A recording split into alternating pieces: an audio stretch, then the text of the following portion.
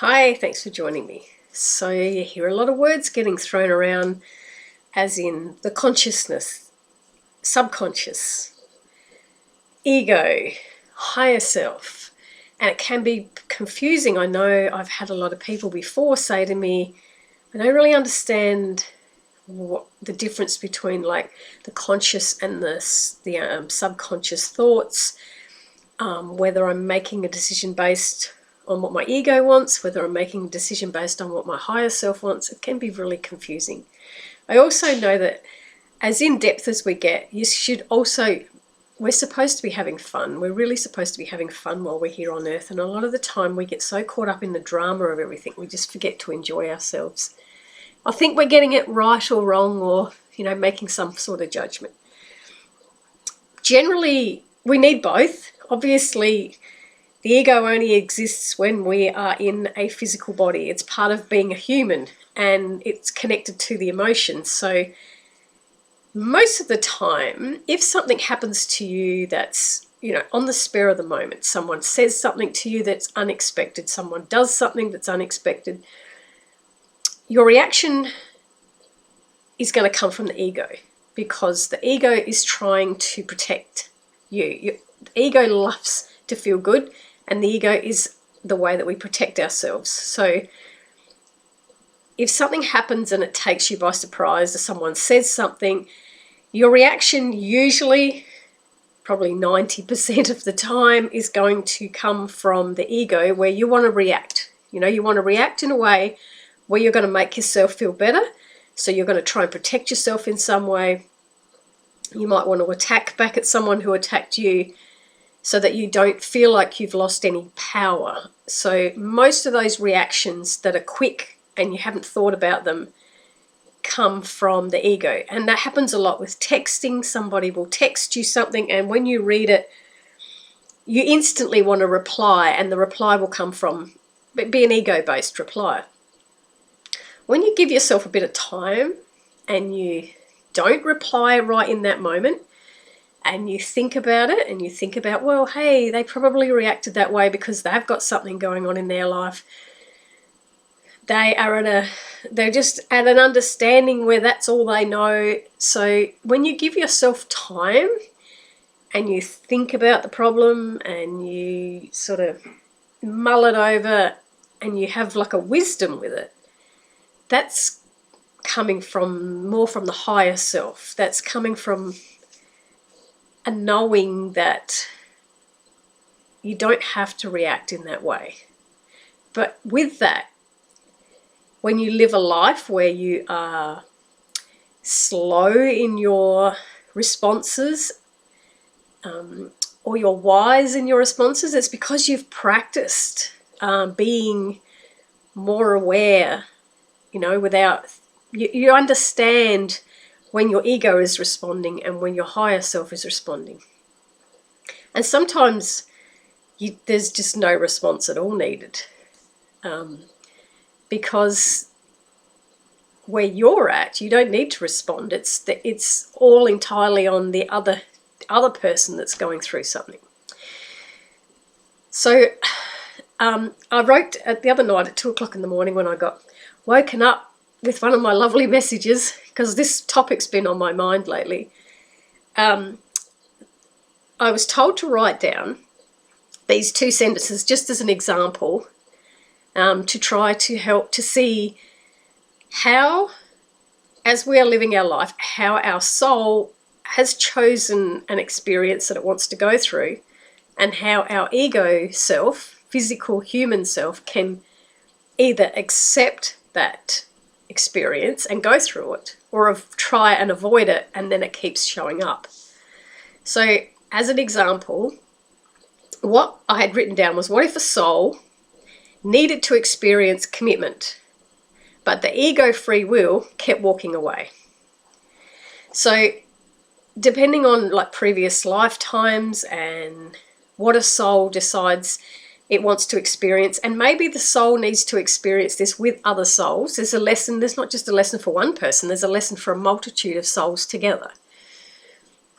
If a soul chooses, like, I really want to understand commitment, I really want to commit to people in my life, and I want to commit to myself, and I want to commit to external things, as in a career choice, or as a partner, or family members. Anywhere there is some form of commitment required. If you wanted to excel at something to such a high level that you needed to go through so much study and learning, but you still wanted to commit to that level.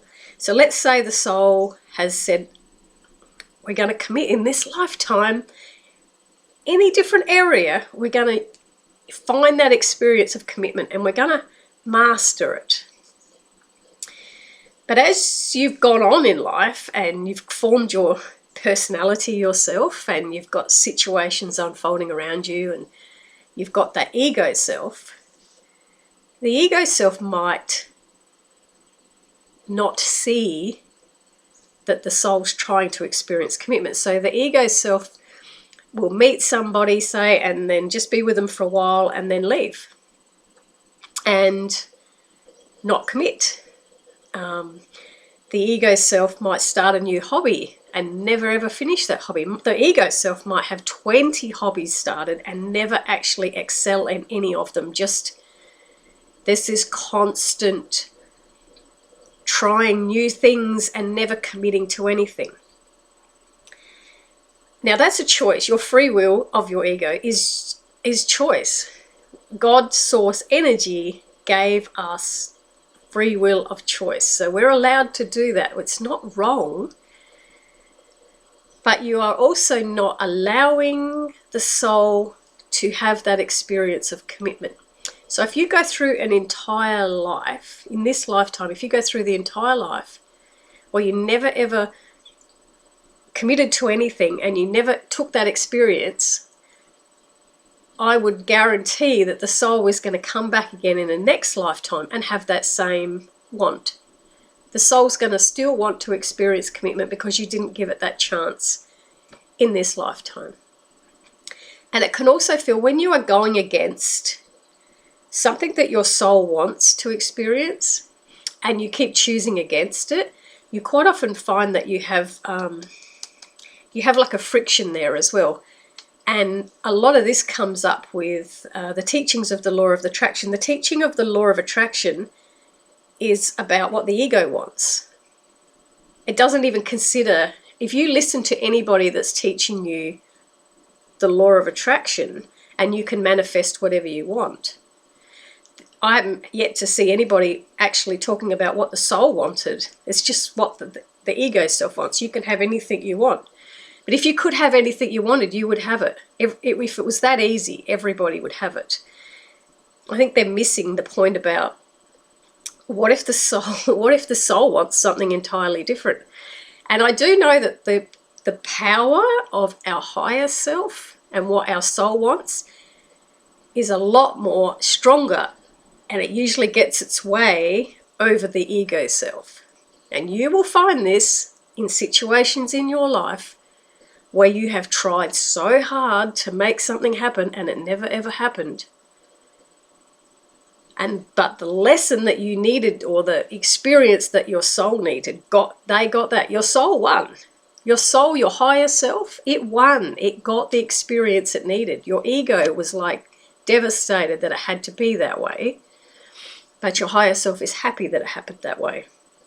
Because the higher self, to me, is so much more powerful than our ego selves. So can you see how, the soul wanted commitment? Now, what if you listened to the higher self? What if you listened and said, okay, I can see my soul wants commitment. I am avoiding it. My soul wants to experience. What if I let my soul have that? What if I give in all the stubbornness and I give in all the headstrong, I think I know what's best for myself? Don't let the ego control things. What if you follow the higher self and you say, okay, I'm going to commit. I'm going to allow my soul to have that experience. Do you think then your life would just flow? do you think things would just line up for you easily? I would say they were going to line up very easily, because you're allowing the soul came here with an agenda, and you're allowing the soul to have that agenda. So it's going to happen a lot easier than if you try to fight against it. Another one I wrote down was, what if a soul needed to experience saving money, but the ego kept spending it? So another one where you can conflict yourself. What if your soul decided that it was going to put you in experiences in your lifetime where money is going to be available to you? Wherever which way you turn, it's like you're lucky, there's just money there. But every time you get it, every time you get that money, what if your ego self gets rid of it? There's going to be a conflict. You're always going to be like, I've never got any money. It comes in and it goes out. It comes in and it goes, I've never got any. Even when I'm lucky and I get a heap of money, I get rid of it. Why am I doing that? Why is the ego getting rid of something the soul wants to experience? So again, what if you just sit back and go, okay, my soul wants to go on a journey in this lifetime to learn how to save money. And it's not just about saving money, it's about being strict with yourself, or being accountable with yourself, or knowing that you're worthy. Like there's lots of other things that goes along with wanting to save and hold on to things. So what if you allow your soul to have the experience? Just humor your soul, just say, okay, this is what you want to experience, I'll let you experience it. And then have a look how much easier your life will flow, rather than you constantly fighting against it. So if you think about in your life, in your experience, what do you continually keep finding happens over and over and over? What is it that keeps... Is it the type of people that you're meeting? Do you meet people that continually use you? Do you meet people that continually... I don't know. What is it? Are you constantly having health issues? Are you constantly never having any money? Like anything? Do you switch jobs all the time? Whatever it is, for you personally, find that thing that continually keeps showing up, and then ask yourself, maybe my soul needs to experience the opposite of what I'm pushing against. Maybe my soul needs to experience staying in one place and not running away. Maybe my soul needs to experience to have the confidence. Maybe my soul needs to be accountable for myself. Like, I can't answer for you what that actually is. You have to work that part out for yourself. But when you can work that part out for yourself and you actually know, okay, this is what it is. I see it. All this whole time my soul has been wanting to experience this, and I'm not allowing it. My ego self is just not allowing it. My ego self keeps taking it away or stopping the experience. So even if you gave yourself a timeline, like, okay, I'm sick of fighting against this. I'm sick of seeing it's not working. What if I give myself 3 months? What if I give myself 3 months of doing the exact opposite? Just allowing my soul to have the experience at once, and then just see what happens in your life. Just see if things start to just flow, rather than you constantly being frustrated because it's just not working out. And I know, because it's when you start looking at things like that, you start to realize, oh, it's just my ego that's trying to control everything around me, because my ego is just always thinking it knows what's best for me, and it's also trying to make me feel good, because that's the role. The role of the ego is to protect yourself and make yourself feel good. So I know when, if ever I've had a really deep question and I can't quite figure out a solution, if I just sit and think you know, let those thoughts go over and over in my head and round and overthink things and come up with different scenarios. If I do that, I still don't get a solution. And I know that's just my ego trying to work it all out. If I shut my eyes, put some relaxation music on, just breathe first for the first 5 minutes, just concentrate on my breathing, get myself really relaxed. And then visualize the situation in front of me like it was on a blackboard and I'm looking at it. I have a totally different perception of that situation from a meditated state of mind than I do from an ego state of mind. And that's why we get a lot of solutions in our dreams, because our ego is asleep.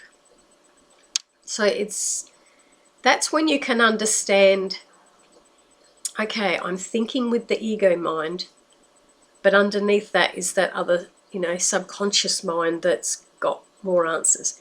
And our soul and our higher self remembers everything. It's connected to source. That's who we are. That the soul inside of us is source, pure source energy. It's got all the information in there. What's kept up in here in the brain, in the physical brain, is what we've experienced while we're here, and we forget to tap into what we already know. That's why a lot of times, you know, you've already got your own answers.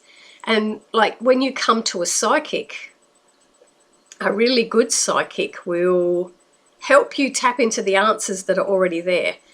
It's just we get so caught up in life and in the ego life and in what we can see, we forget how we can tap back into the knowledge that's unseen, but it's there, but it's just unseen.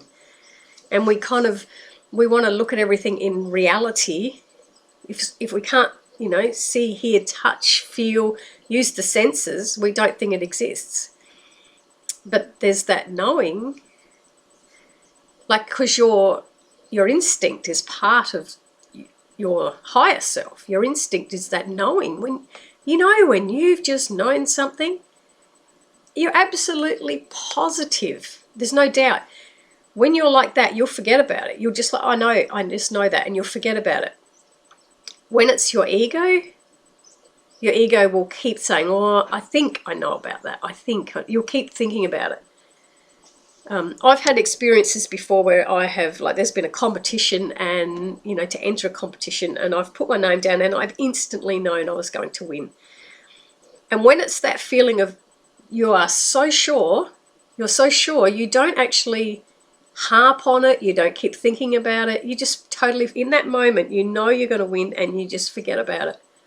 And then I've had it when, you know, I've actually won things, when I've felt, I just knew it. But when I want to win, and when I think I'm going to win, and when I keep thinking about it, I don't. It's a knowing that unless you go through it, unless you've experienced that really deep knowing, it's most of the time it's just your ego trying to convince yourself of something. Yeah, so exercise for you to see if you can try this for the next 3 months. Work out, what do you think it is that your soul has been trying to experience for you? What is it? What do you keep coming up against that keeps making you think, I'm just getting this wrong. I can't get this right. But what is it that your soul is trying to experience? Get to that clarity first, and then let your soul experience it. Just give in. Let your soul have that experience and see what happens. I'd love to hear from you in a couple of months' time, so you can tell me what barriers you don't feel like are there anymore because you let your soul have the experience that it wanted to experience. So thank you again for listening to me. Have a lovely day.